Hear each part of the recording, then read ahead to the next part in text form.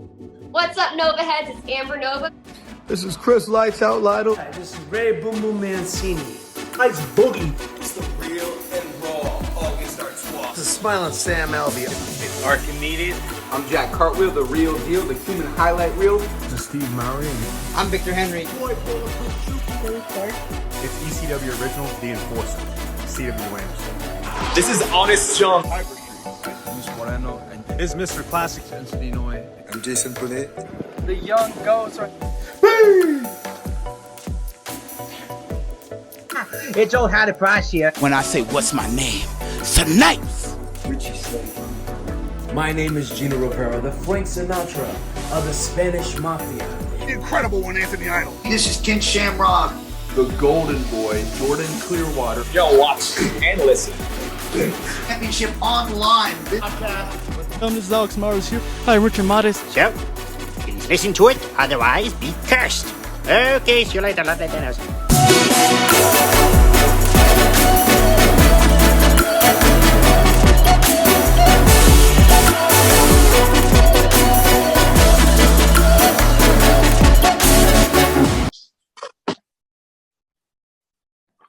Hello, ladies and gentlemen. You are now watching and listening to Championship on the Line podcast.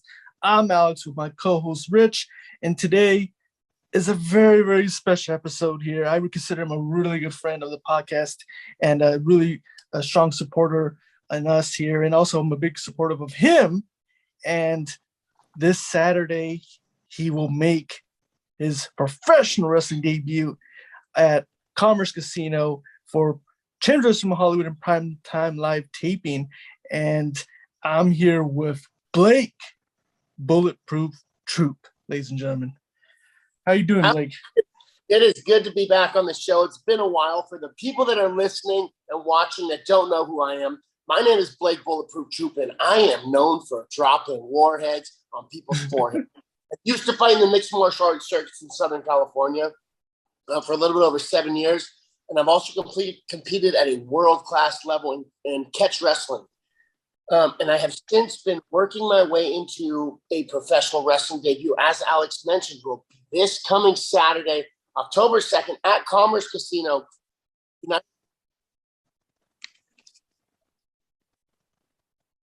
I back? My bad. No, you're good. You're good. No worries. Which will be at the United Wrestling Network's Primetime Live pay-per-view event series, which will be at Commerce Casino Saturday, October 2nd. And it's a big build-up event where there'll be a storyline to who I'm having a match with. Come to the TV tapings, which start just before the pay-per-view, to see the backstory. But where they're bringing me in, finally, I've been doing combat sports analysis for about 2 years, just under 2 years for the United Wrestling Network's Championship Wrestling from Hollywood. There are other primetime live pay-per-view events. And so I've been working now. I moved to Tampa, Florida in December to fully focus on professional wrestling training, where before I was kind of doing 1 foot in, 1 foot out, 1 foot in fighting, 1 foot in pro wrestling in terms of my training and preparation, always prioritizing my fights because that was my income and my main gig. And so when COVID hit, the fight game basically got shut down. I was supposed to have the biggest fight of my career March 13th, 2020. And that was the very beginning of shutdowns with COVID. It was right before they shut the whole country down Monday. But so anyway, what that did was it took the biggest fight of my life out of my hands. And the promotion that I'm signed with exclusively for fighting just had their first event in August. So I wouldn't have been able to fight this entire time had I sat and waited just to continue to do fighting. As a result of things going on with COVID, I decided that the next chapter of my career was going to start a little bit sooner than anticipated. There were more things I would have liked to have accomplished in fighting, but I felt like I would have missed the window, and it would have move over, and it would have prevented me from getting as far as I could in the overall goals of what I was trying to reach. And so when COVID hit, like I said, I pivoted and put a Tiger Dog, move over. I'm sorry, Tiger Dog, move over. I pivoted and really got in a position to do other things. Like I said, moving to Florida and training with a coach named Chris Silvio, getting me extremely prepared for television wrestling. And I'm excited to go out there and showcase things. I'm a world-class competitor who understands how to learn, how to play games, and I am an entertainer. Professional wrestling was really my first love growing up.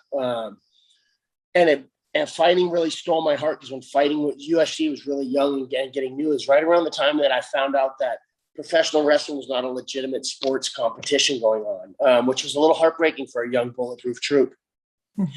Right when fighting was getting big, UFC, and it stole my heart for, late 90s until maybe 2018, about 20 years. And professional wrestling really came full circle in my life when I didn't realize it was going to come back in. But about 5 years ago, maybe 2 years into my fight career, I realized that I needed to step up the entertainment value of my brand. And what I mean by that is I saw guys like Conor McGregor getting catapulted through the rankings. And I don't want to say preferential treatment, but kind of preferential treatment. And not that I would be mad about that, but like, man, how's this guy he's ranked 13, he fights 8, and he gets moved up to rank number 5. Like, why did that happen? Why is Conor McGregor Conor McGregor? Because what Conor McGregor does outside the ring. Can Conor McGregor fight? Absolutely. I mean, being able to fight is the first most 3 important things in fighting. But the guy gets paid what he gets paid, not because of his fights. His fights are a part of it, but it's the entertainment value that he brought. Another example, CM Punk debuted in the UFC, and a lot of people really criticized the UFC for giving him that opportunity. But what people forget is at the end of the day, the UFC is a for-profit business that is looking to put asses in seats. And people got in seats to watch CM Punk do professional wrestling. They are fans of CM Punk. They will watch him do a fucking cooking show. So the UFC realized that and make them money. And so the UFC brought him in because it's a business move. So so the takeaway of me talking about that is I need to make motherfuckers interested in what I'm doing by doing other things outside of the cage, because you only have so much time inside the cage to do things. And so I really started to build the entertainment value of my brand. Started calling myself Bulletproof Troop. Had the big gold grenade chain. I already had the logo, but the logo went along with the Bulletproof Troop. Started having my little catchphrases: bang, bang, hand grenades start flying, bodies start dropping warheads on people's foreheads, which have slowly developed over the years because I started Bulletproof Troop like 5 years ago. So I boosted the entertainment value of my brand, also cutting like professional wrestling style promos on my opponents, talking a lot more shit, doing like photoshopping pictures up to like, to build hype on a social media level, because social media has completely changed combat sports because it changes the public's interest. You have direct access to consumers. So I really looked at a lot of these things and I was like, man, I need to start building my own Instagram to the point where I have a bunch of people that are interested in what I post, and I don't always post about me, for the majority of what I post isn't about me, but it's how I keep people a lot more interested in what's going on my page. But so that's a component to me building the entertainment value of my brand, as well as the chain, the whole persona, and so forth. And so the more I did that, and I didn't try and recreate the wheel, where I just looked at people that were really successful in something similar and started reapplying those concepts my own way. And what I mean by that is the closest thing to a fight personality like Conor McGregor, in my opinion, is a professional wrestler. I mean, that's essentially what Conor's doing. He's doing pro wrestling. Mm-hmm. And he's getting people over with that's exactly what his thing is. So I just started looking at a bunch of different professional wrestlers and things that they had done to get somewhat of the followings that they had. And for example, Hulk Hogan, I have my Hulkamaniacs. Where are my Hulkamaniacs? I got my Bulletproof Troopers, my Bulletproof Troopettes. But what that does is it gives a sense of team feeling that we're in this together. And I started looking at other things like that. Well, how do I build a team feeling? I have team colors, camouflage. I give a free t-shirt away with every ticket sale. So everybody in there that came for me has a Bulletproof Troop shirt on. It's an instant conversation starter. People feel like they're part of something bigger. Same thing like big sports teams do and all that. I got a logo and so forth, where I started treating it much more like a business as well. And as a result, my fight career took off, as well as other things in the entertainment world taking off for me, particularly interest from professional wrestling. The WWE expressed interest in me several years ago. Nothing ended up coming of it, but it slowly brought me to this point where I've moved more and more in towards the entertainment world of professional wrestling, which like I said, has been my first love since a child. I don't remember what the exact question was, but I talked for like 10 minutes. So I probably No, man, I love it, man. And like I said, I remember like meeting you a couple years ago, and like you said, you had the sweater, you had the hand grenade, everything, and like you said, I mean, in our opinion, I think you're very good at always marketing yourself and advertising yourself and advertising the name, even when it comes to social media. I don't think no one does it better than you. I mean, everything you do is just, we even try to like get stuff from you to help ourselves from even our podcast, because like all the things you do, it works. Everything posting every day, even like funny videos, everything. It's just it works. It does, man. It builds interaction, and like sometimes it's almost like savage. Like, man, I post some important shit that doesn't. I post a video, somebody get knocked down, to get like thousands of views. Post some shit that's like important in my life, like it doesn't. But when it all comes down to algorithms. If you post a lot and get stuff that has a lot of attention, then the other stuff you post will get a lot of attention too. But people, just like I said, fighting is a for-profit entertainment business.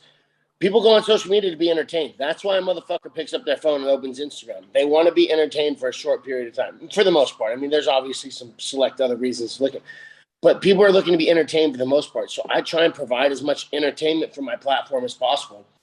And it doesn't even have to all be about me, but like as you watch my story, I sprinkle me in there. I let people get an idea of what I'm like and who I am as a person. And the reason I do that is The Ultimate Fighter was a big thing that really turned around the UFC. The UFC was not in a good place in that the first season of The Ultimate Fighter. And the season 1 finale, which was on national TV, on Spike TV, was such a wild fight between Stephen Bonner and Forrest Griffin that the ratings like went through the roof for like the very end of the show, because so many people were like, dude, you need to watch this fucking fight. It was a big turning point financially for the UFC. And one of the reasons why I think they've continued with The Ultimate Fighter and why it was such a success is because people get a chance to see the fighter. They're not just a person who gets in the cage for 15 minutes anymore. They're not just a video game character now. They're a real person with a story and things they care about, or things you might like about them or dislike about them or relate to them or fucking whatever, But people became more than just this person they saw fighting on TV, which is why I sit there and I talk to people on my Instagram story. I want them to feel like they can have a conversation. That's why I post things for people to reply to and things like that. Like I want people to feel like I'm accessible to them. It's part of the team building feeling, and that's not just like a shallow thing. Like I don't want it just to build my team, but like I like encouraging people. I enjoy having other people feel good about things. I enjoy people feeling like they can be a part of a team, because I think a lot of people don't feel like they're part of anybody's team sometimes in their life, Mm. Absolutely. Yeah, absolutely. And also, last time, we talked to you, I remember you were saying that you were going to try to do both with MMA and wrestling. Is that still the decision now, or are you going to do a full-time decision to move to wrestling? At this point in time, it'll be a full-time commitment to professional wrestling. I love combat sports. And like you watch a lot of these fighters that come back, and sometimes they don't need the money. Like Anderson Silva doesn't need the money. Anderson loves to compete. Anderson loves to fight. So it's not like I could ever be like, no, I would never do it again. Like, I mean, if it was the right fight and stuff, I would come back. I'm definitely looking for, I believe the next at least 3 to 5 years or probably longer will be professional wrestling. If there's a point in time where I did take another fight in these next 3 to 5 years, it'd probably be against Jake Hager. And I will fuck you up, Jake. I could see the whole AEW storyline that built into an actual fight in a Bellator cage. I'd be open to something like that. I love to compete. I love combat sports. I'm a tough motherfucker, and I enjoy fighting. So I can never say that fighting's all out of the question. I don't think. Mm-hmm. And I've been the right fight at the right time and stuff. I'm done fighting just to fight. Like I went on an adventure early in my career. I fought like 6 times in 6 months, like twice in 2 weeks once, like where I've went on the adventure part. I'm all about career building at this point in time. So if it's a fight that I feel like would advance my career and stuff, it would be worthwhile of taking the 3 months to train and put everything else down to train, because you can't juggle other shit while you're training for something like that. Mm-hmm. Oh yeah, man. A fight between you and Jake Hager, man. Tony Khan, book it, please. I mean, I want to see that, But talk about, what made you decide to finally make the move to Florida and train with Silvio and also with Seidel? So, I considered why did I move to Florida? I moved to to pursue what I thought would be the best professional wrestling training that I had access to. And why I consider it the best, I'll get into. But so COVID started coming back right around the end of the year. We were doing the Primetime live pay-per-view series, and things started getting shut down again right around Thanksgiving for all our tapings and stuff. And so we went on hiatus, and I knew we weren't coming back for a while. And I knew California was getting locked down, and I was like, man, I basically felt like there were things I was doing for professional development over that 6 or 7 months, but I didn't feel like I was doing enough, and I was losing a massive window of time. I'm 33 years old, turn 34 next month. So I'm not old, but I'm not young. Like, I don't have a bunch of time to be wasting. Had I still sat in LA and been waiting, I'd still be waiting. And so I took the initiative to fucking move somewhere. First time I've ever lived out of California. Didn't know anybody here. I never met the coaches, never met the guy I was moving in with, who was another wrestler. Didn't know anybody. I just had a dream and wasn't going to sit back and wait for it to come to me. I did what I had to do to make the best, to try and give myself the highest likelihood of making that happen. You know, I set goals, I created a plan, I passionately put my everything into it. But another thing is being able to modify those plans based upon things fucking happening, man. It's life, you know. And COVID's messed up everybody in their own ways. You know, I'm not exempt from it. I just, like I said earlier, pivoted. And so I moved out here to train with Chris Silvio. And so I had been doing online stuff with Chris Silvio since, I want to say, probably around April of 2021. So we had been doing online stuff, potentially even once a week almost, for probably, I don't know, 6 months. So maybe like 20 online sessions where we talked about a bunch of character development and match structures and things like that, picking up the base, a lot of an academic approach type stuff, which was very knowledgeable in terms of teaching me about things in wrestling, which isn't necessarily like hands-on stuff. But the way Chris could break things down and answer my questions, I knew he had a really, really deep understanding of things, or he could sit down and kind of think about it and figure out how things should be or so forth. And we could sit down and have a discussion where we got his style of coaching with me. You know, some coaches don't like you to ask questions. This is just fucking how it is. But he'll teach me conceptually. So it's not just like monkey see, monkey do. It's a conceptual learning process so I can understand things. And the best way I can kind of say it is it's kind of like a foreign language where I believe a lot of people just learn to regurgitate moves, which, like, if it's a foreign language, you just have words memorized that you can shoot back out. It's not necessarily able to speak Spanish. You might be able to get what you're trying to say across, but you're not speaking Spanish, you know, or whatever it may be, versus understanding how the language works and being able to have a conversation with somebody. And I feel like he has taught me to be able to go out there and have a conversation in the way Bulletproof Troop should have a conversation in a professional wrestling ring. I'm not just prepared to go out and do pro wrestling stuff. This time we have spent being very focused. Obviously, I can do all the fundamental wrestling stuff. I can do all the pro wrestling basic fundamental stuff to a very, very competent level, very, very competent level. And then it's, how does Bulletproof Troop wrestle? How does Bulletproof Troop act now? How does he walk out of the curtain? An entire, almost, if you want to say, sitting down in N64 creative player mode for Bulletproof Troop, using things that aren't even necessarily all part of wrestling, and just understanding how to blend in my legitimate shoot techniques in a way with professional wrestling storytelling to tell a type of wrestling that I don't think is seen enough anymore. And like, I don't want to know if I should say an old school style, but more of a sports competition style. Not a stunt show, you know, not a match full of super kicks. You know, I don't think you'll see a super kick in the match. I don't think you'll see anyone off the top rope in the match. I don't think you'll see a dive in the match. Like, good fundamental wrestling with storytelling, you know, which I think, to me personally, is my favorite type of stuff to see. I'd rather go, and I don't mind seeing people kind of cheap, but fundamental story, or people being able to get out there and wrestle and tell a story in wrestling, using wrestling instead of having to go to top rope and flip off of shit. Because I really see a lot of that type of stuff. And like, there's a lot of different flavors from wrestling. So I can't say like, hey, this food's better than that food. Because who the fuck am I to tell somebody else what they like or don't like? For me personally, though, I think crazy spots, it's a quick, cheap high.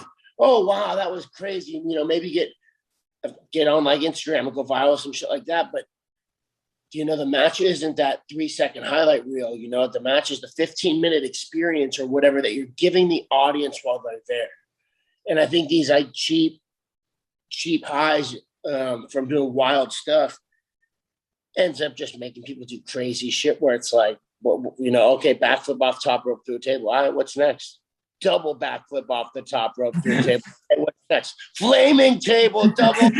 Okay, well, what next? Barbed wire too, like loading. Like, what next though? Like, because it gets to a point where it's, but when you're using good fundamental wrestling to tell stories, you don't need that crazy stuff because you can build the anticipation for moments. And that's what I think wrestling is all about, building anticipation for moments and the crowd being excited about those moments happening or bummed that they don't happen, you know, and that's what I think is lacking. Instead of getting the crowd excited with holy shit, because you do fucking wild things and risk their lives. Like to each their own with their own flavors, but I'm going to bring in much more sports competition style vibe, bringing an original skill set and personality to the ring. Oh man, I can't wait, dude. I mean, it's like I said, I've seen what you can do in the cage. I've seen all the videos, and now I just can't wait to see what you can do in a ring. You know, like I'm so excited for it. But taking it back, you know, training with Silvio, is there any advice that he's given you that you still keep to this day about the business? You know, it would take me hundreds of pages of a book to write out everything, and like all the stuff that'll stick with me forever. I'll keep it to something. One of the key things that he said to me is keep it you, be genuine, go out, have fun, and be yourself with the volume turned way up. And that way it's, you know, like, is the volume turned up? It's like Stone Cold Steve Austin. That's kind of who the dude is, but the volume was turned way the fuck up. Like, hey, move. No, you move. You're going to spill this. Like, so Stone Cold Steve Austin is that dude. Volume turned way up. And so why I think that was such good advice for me is I'm not going out and playing a character, you know, like, not that that's bad. Undertaker went out there, played a character, and fucking knocked it out of the park. But for me, I'm able to be me, you know, like, and so when we're talking about things and like working on finishes and building moments and type of stuff, it's like, what would Bulletproof Troop do here? Like, what would you like? Man, I'd be fucking pissed. I'd probably start swinging on the dude. Like, all right, cool. Well, we're gonna need to figure out how do we work that into a match? And there's times where I'm gonna get mad and I'm gonna swing at a dude. All right. You know, where it's being me. So I don't have to think about like, what would the Undertaker do? Or what would Dude Love do? It's what would fucking Blake Troop do, you know? And so that it makes it much easier for me to be relaxed and go out there and have fun and just be me and not be worried about being a character. But given I kind of am a character in my regular life, but that's who I am.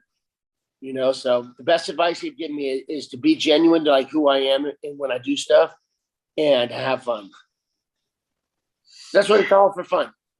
And the fans can tell when the people in there are having fun and like, you know, or like into it, you know. And if you watch a match where you can tell the two guys are wrestling or one of them is not into it, like it's a total kills the enjoyment of the match, you know. Mm-hmm.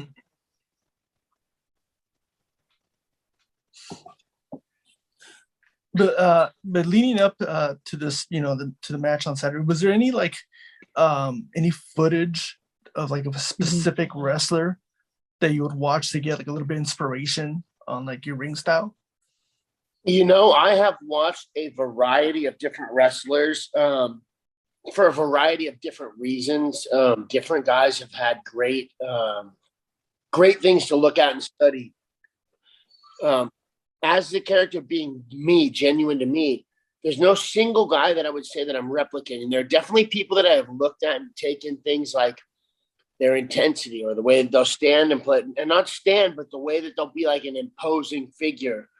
Brock's a great example of a guy who was an MMA fighter, a very dominant, big, strong wrestler, MMA fighter that came to professional wrestling and was able to really kind of show that style in a way that made it work. So I absolutely watched a lot of Brock Lesnar, watched a lot of Kurt Angle, watched a lot of Chris Benoit, watched a lot of Eddie Guerrero, and all for a variety of different reasons. I'm a big fan of a lot of old school stuff. I've watched a lot of Bret Hart, Shawn Michaels, Brennan. Those guys had some great matches. I've watched a ton of professional wrestling. And it definitely helps watching some of the greats do it. And that's where I would find, like, hey, move over. No, move over. You're going to spill my drink. Move over. Move over. Ric Flair, another guy. Jake the promos with Jake the Snake. Or even like the way Jake the Snake, when they'd set up the DDT and how much everyone would be like, whoa. We all knew, like, whoa. Where it teases it. And then when he'd finally hit the DDT at the end and the guy had been so scared, like, he grabs the head of the guy, like, when he finally hits it, everyone's like, oh, bam, that's it. 1, 2, 3. Now a guy will do a tornado DDT off the top rope on a dude, out on 2. Which, again, not a different flavor of wrestling, but instead of burying the DDT, they built it up by not landing it. It didn't land. And then when it did land, it's like, oh, my God, that's got to be it. Same thing they did with Shawn Michaels' super kick. When it hit, it was a big fucking deal. When it's not a big deal, then it just gets buried, But so there are a variety of guys I watch. Jake the Snake, man, the way that he can change his tones and intensities through his stuff. Hulk Hogan's another guy who's really able to get people behind him in his talking. Like Hulk Hogan's finisher was a big boot and a leg drop. And I'm not saying Hogan couldn't wrestle, but Hulk Hogan was Hulk Hogan for what he did outside of the ring. And so watching a guy like that and studying a guy like that, Ric Flair's another guy. Man, The Rock is another guy. The Rock is a guy who's been put in a variety of different positions, where he played a handful of different type of roles, So there's just been it'd be really hard to Johnny Saint. I could just keep going. There's been so, and that's why I like to say that my coach has really, really, really prepared me for this debut and a long-term career in professional wrestling. I haven't just and people think, oh, debut, he's new, blah, blah, blah. And I know what they're going to say after they watch it. Like, holy shit, that's his first match? No way.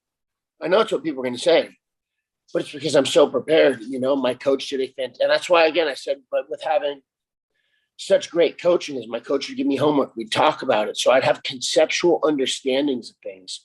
Like I said, like I just broke down Jake the Snake trying to land the DDT and coming close a few times and it being a big deal. He finally landed it. It was like, oh, bam, that's got to be it. And being able to then apply these type of concepts potentially in my own genuine way. Or like I said, Hulk Hogan, Hulkamaniacs, Bulletproof Troopers, Bulletproof Troopettes. He had yellow, red. I got camouflage, where it's building a whole, looking at a bunch of different people that were successful in the business that I'm in and trying to find ways to do some of the things that they did, but genuine in my own way. Like, I'm not out here, like, I'm not stealing their shit. I'm not calling my people maniacs, but like, Bulletproof Troopers, Bulletproof Troopettes, it's the same concept. It's just an original and genuine application of those things. And by studying a bunch of the greats over a lot of different generations of professional wrestling, I feel like I've really been able to put something pretty awesome together with my coach, particularly with the direction of my coach and areas that he would kind of assign me to figure out about myself and how I could, because he's like, here's what we should do with your brand. Like, that's not how it works. It'd be more like, man, here's some ideas. We need to think of ways to build this stuff, like I'm pushing the America stuff, red, white, and bulletproof, united we stand. Like, I've got a handful of like very American slogans and things that I've added to my brand that I'll be showing because I'm a bulletproof troop. I'm like in basically military gear. I want to get soldiers behind my brand and stuff. And that's a group of people I support a lot. So with direction from my coach about things like that, I'm able to then go out and create things where we work together very well. Because of his knowledge in the field, he can give me a bunch of very fantastic direction to let me then creatively go. And that's genuine to me, you know? And that's what makes it so fun, you know, and I'm really passionate about it. And I think it really shows when I do the stuff, or probably when I talk about it, you know? Oh yeah, absolutely. I mean, watching your videos from like your training videos and everything, you're really putting 100% into this, and it shows, you know, and it's crazy too, because going into this is going to be your first match, but it's such a big level because it's going to be, it's going to be on TV, there's pay-per-view, it's cameras there. Knowing that there's an audience and it's a pay-per-view, are you going into this, like it's too much, or are you just facing like you would in a match or MMA match? I've fought live on national TV multiple times. I've been knocked out live on national TV. I fought on pay-per-view. I've spoken on live broadcasts multiple times on Fubo Sports Network, on a bunch of other things. I've been doing commentary for a long time on TV. But I almost think, and I'm really good in high-pressure situations. I feel like I really shine some of the highest or the best in high-pressure situations. I think it really brings out the best in me. But almost most importantly, I feel extremely prepared for this. I don't feel like I'm getting tossed in the deep end. I don't feel like I'm getting an opportunity that I'm not prepared for. So I'm excited about it. I'm really excited about it.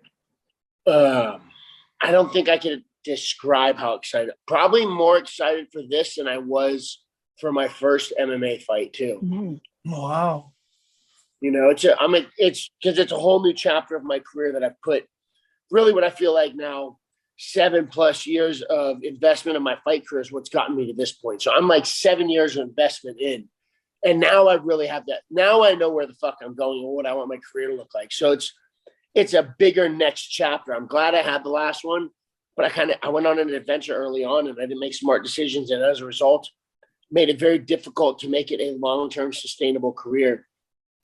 At least at the point where I was at, I was getting very quickly back to that, where I was kind of at that point at the end of COVID. But I think the pro wrestling I'm really excited about. It's my first love, and the passion and love for pro wrestling is back. So I'm really pumped. I'm super pumped. Super. We're pumped too, man. Like I'm excited for this, man. Man, just it's crazy. Like you said, like we met a couple years ago. Now we're here. Now we're here for just a few days away for your pro wrestling debut, and I'm like so excited, man. And starting when you started in Hollywood, you were doing commentary. Is it now? Are you still going to try to do both commentary and wrestling, or you're just stepping away from commentary just to focus on wrestling? I would like to do both. I am a big fan of doing combat sports analysis style commentary, professional wrestling. I think that the way that I do it brings a little bit different of a vibe to it than any other commentator does. Just because of my combat sports background and the way that I can break down strategies or things like, I think I can bring something that's much different than other people can do. Not that that's the only place I would like to be. I absolutely want to be inside of a professional wrestling league, but I believe that as an asset who can also talk and do commentary, I can make it so my in-ring stuff now becomes a bigger deal. Like, whoa, why is Troop coming from behind the table? And then be a little bit more selective about the potential storylines and so forth I'm involved in. Let better the mileage on my body and so forth, where I can talk, though I don't necessarily always need to be in there. I can be put over as a combat sports expert at the commentary table, just like I have a championship wrestler from Hollywood, and talk about combat and what they should be doing. And that puts me over as knowing what the fuck I'm talking about. So when I get in the ring, I'm already legit. This dude knows what's up. So I would like to do both, ideally, but I definitely want to in-ring stuff to be a massive part of my future, the majority of it. Oh yeah, and it's true. And watching Hollywood and watching you breaking down the moves and everything with such great detail. I love you when you do commentary, man. Because like I said, there's no one kind of breaking it down like you do, So I mean, I hope you could do both. But man, again, I cannot wait. And again, if you guys are wondering who he's gonna face, you have to be there. You have to get your ticket, and you got to go to the Commerce Casino this Saturday. it's an event you're not gonna want to miss. Bulletproof, is there any message you want to send out there to the fans? It's going to be a tough opponent too. This is not going to be some scrub. I'm not walking in and getting a squash match and walking through somebody. I mean, I might walk through him. We'll see, but he's a tough guy, and I'm not going to count him out. We're like, it's not some slouch, you know. It'll be a banger. Say that. Bang, bang. Again, man, I can't wait. And again, this Saturday, you can watch on Primetime Live, Championship in Hollywood. I think it will be available also on Fight TV. So also purchase your tickets. And again, is there anything you want to plug in, social media for the fans to find you? Media plugs real quick. Guys and gals, if you want to grab some tickets for this event, I have $50 second row tickets and $35 third row tickets. Each ticket comes with a free t-shirt. Again, the date is Saturday, October 2nd. Yeah, right? Saturday, October 2nd. TV taping at 4 p.m. Pay-per-view starting at 6 p.m. I wrestle on the pay-per-view. The backstory for my match will be at TV taping. Free t-shirt again with every ticket sale. If you want to grab something, shoot me a DM at Bulletproof Troop on Instagram, or you can shoot me a message on Facebook, Blake Troop, or BlakeTroop.com/Bulletproof Trooper, at Big Troop 22 on Twitter, or head on over to BlakeTroop.com and pick yourself up some merch. I got all kinds of stuff right now. So click, clack, bang, bang. Awesome, man. Again, buy your tickets. I know we bought our tickets. We're ready to go. So we're ready. We're ready. And again, thank you so much, Bulletproof, for everything. You know, honored to have you on the pod, and we really appreciate it. Thank you so much, man. Great chat with you guys. I'm proud of you guys, all the growth you've had and everything, man. Anything you do to help you guys, I'm more than happy to. Oh, no, we appreciate it, man. And thank you so much. And again, for the people watching and listening, thank you so much for watching this episode. We'll see you guys next time here with Championship on the Line.